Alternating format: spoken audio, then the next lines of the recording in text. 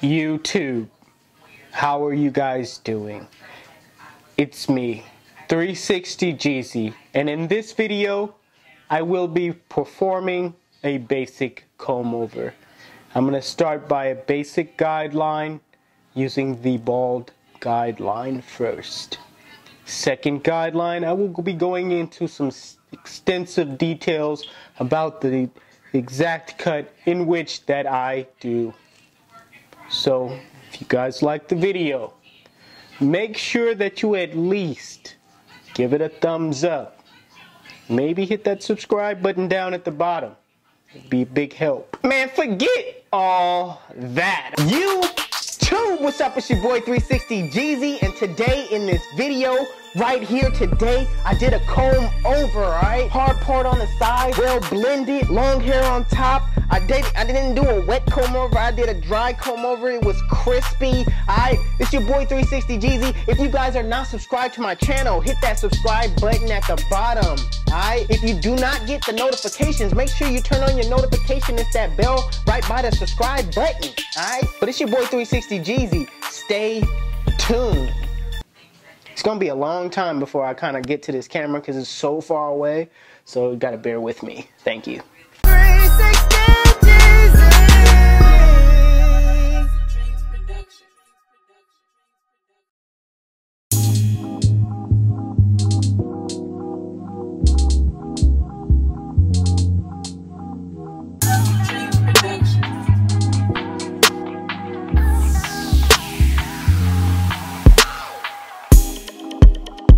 Alright YouTube, I'm going to start this cut off a little bit different by starting with the curve line first. I'm going to be lining up the curve part, and the reason why I'm doing this is to get a better visual on where I'm going with my blend.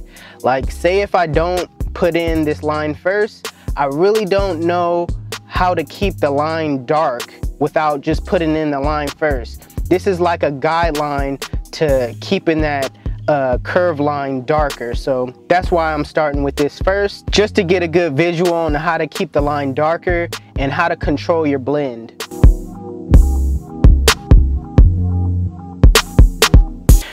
Alright, I'm gonna put in my bald line using my Andy Slimline Pro LIs, and what I'm doing is putting in this bald line in the shape of my client's head. I don't know necessarily I don't know whether or not this is a low fade or a mid fade, but the way I put it in is kind of contour to my client's head.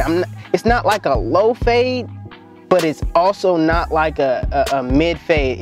It's a fade that fits my client's head.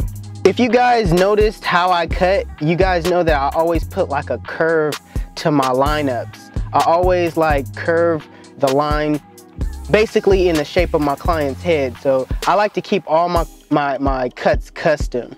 Just because I don't want to see one fade look like another fade on different clients. I don't want all my clients to have that same, you know, haircut where it's just straight back. I really don't like those cuts. I like a more a custom cut to fit my client's head. That's why I always go with the curve to fit my client's head.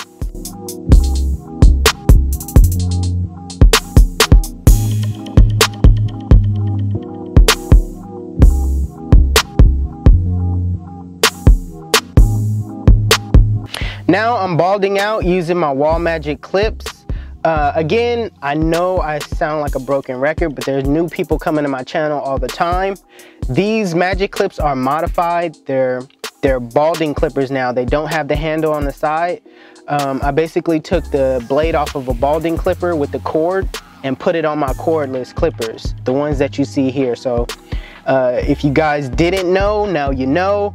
These are strictly balding clippers because I like the fact that I don't have that cord and it's cordless. Cordless clippers to me are the best clippers you can get, not necessarily for power or for, you know, it's just strictly for being cordless and being able to move around the head like you like.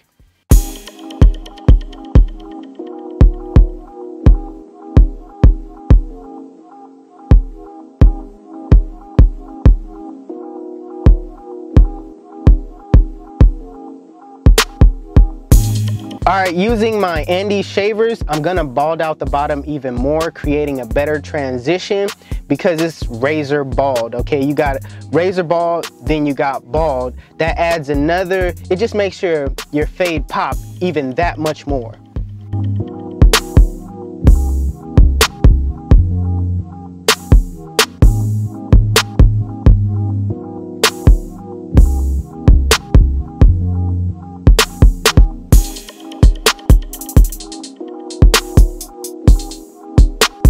Now it's time to set in the lever open with my Oster speed lines.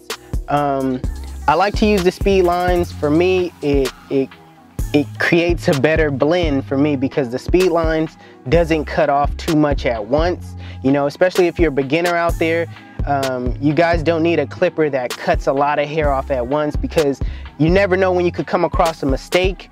And you know, when those mistakes happens, you want to be able to at least work with it and fix it. You know, if you got the Andes Masters and you make a mistake, it's liable to make either a bald spot or it's liable, you're liable basically just to, you know, not come back from that. So that's why I like using these speed lines or fast feeds. They're like protection clippers for a blend. It's like if you make a mistake, you could definitely come back from it.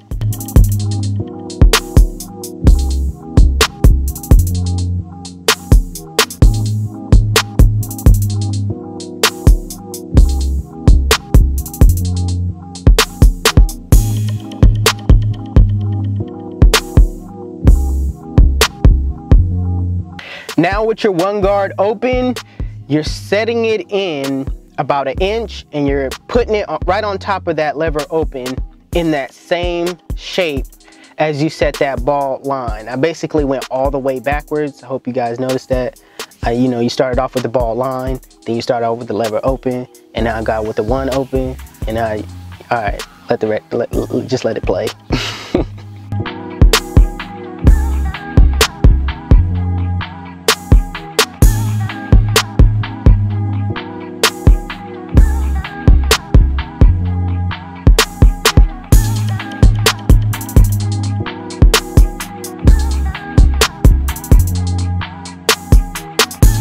Right now I'm putting in my Diane duck clips to separate the top from the bottom because I'm working in that top area and I don't want to take some hair off the top. So this really secures and separates the top from the bottom.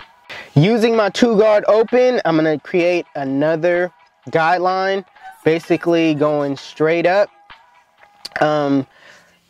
Right now, what you gotta think about doing if you're like on the tip top of the head is not digging in, but going straight off of his, you know, ridge. So don't dig in, just kind of go straight up. That'll mean you gotta think of everything as a high top fade when they got a lot of hair on the top. You're not digging in because if you dig in on a high top, you know, you're going into that hair. So think of everything as a high top and just go straight up.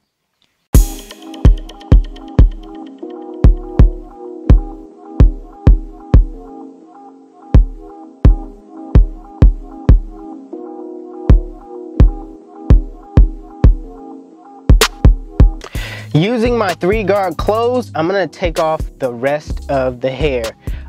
Sometimes going against the grain isn't going up and down. Sometimes you gotta go back, you know, sometimes you gotta go backwards. So always keep that in mind when you're cutting hair, that it's not always an up and down motion.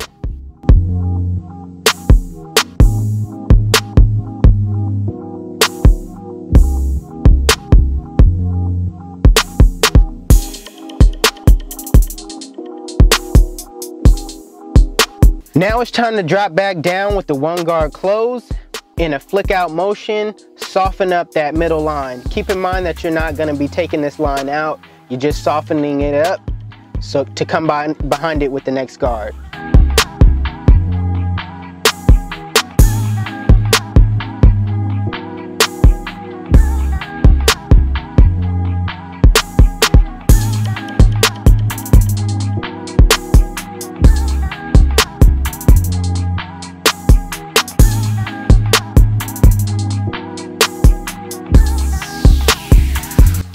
Now with the zero guard close in a flick out motion, knock out that bottom line. Keep in mind that it's not bringing the fade up, it's just kind of breaking the line. You're not trying to bring the fade up, it's like every other hair that you're getting. So if you keep that in mind, that prevents you from bringing the fade up higher.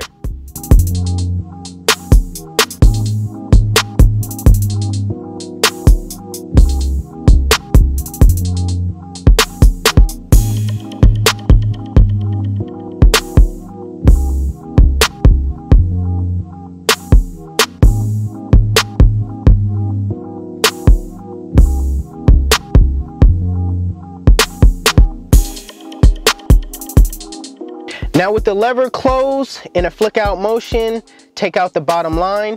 My Oster speed lines are zero gapped, which means that the teeth are very close together when you close the blade.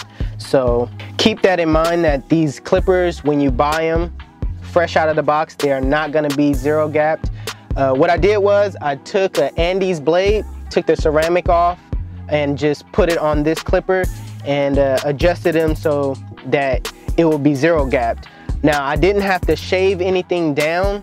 I know there's a lot of videos on YouTube teaching you guys how to shave the ceramic blade down, or adjust but I didn't really have to do all that. So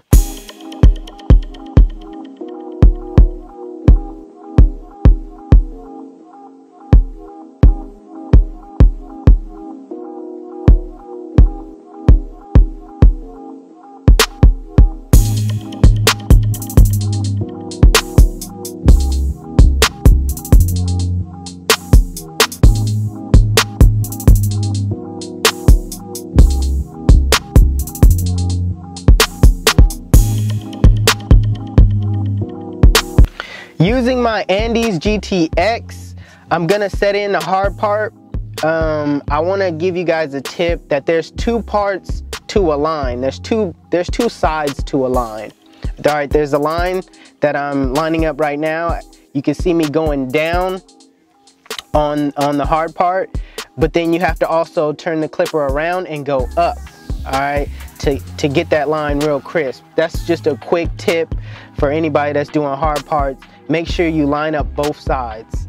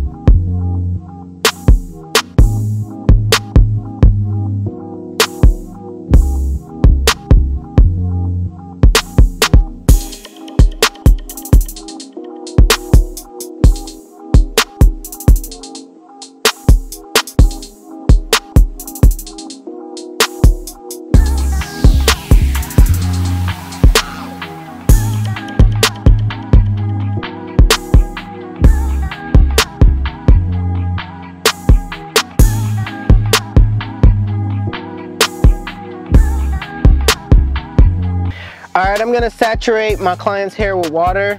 My client wanted about a ½ inch, barely anything off the top. So I'm gonna do a basic comb over and shear technique. I'm gonna teach you guys along the way.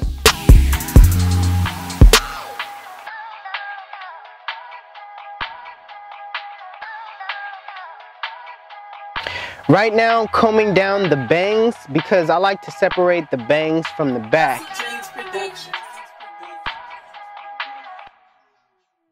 Now, depending on where the hard part is, I like to start on the hard part side. All right, when I'm doing my comb over, Right now, I'm going up with my comb and setting in my first guideline. I'm taking off about a 1/2 inch, and I'm gonna use a piece of the hair that I cut, and I'm gonna start going backwards and basically keeping that guideline and cutting off as much as I need. After I do that, I'm gonna work my way to the middle and do the same exact thing.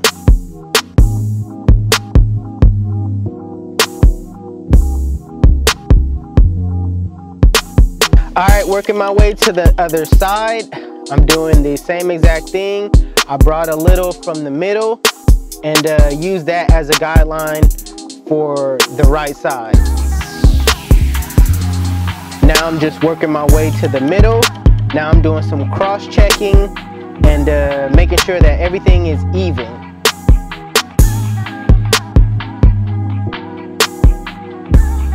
Right now I'm pulling up the bangs, and I'm gonna cut exactly a 1/2 inch off the bangs on each side. Typically with the left side, with the hard part, you want to keep that area longer so that it can comb over.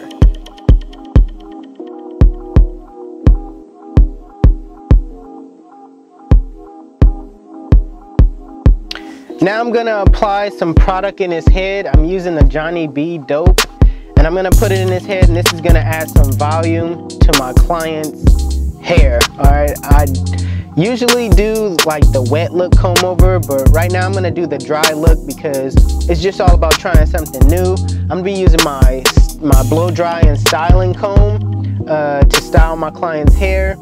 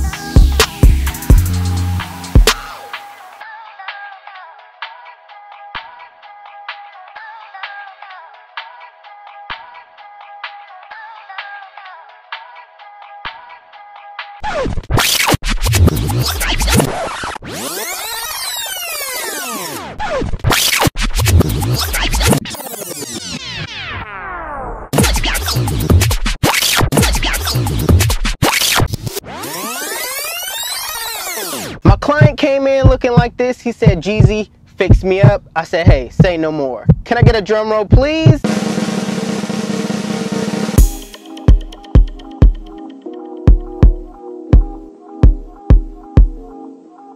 YouTube, this is the cut.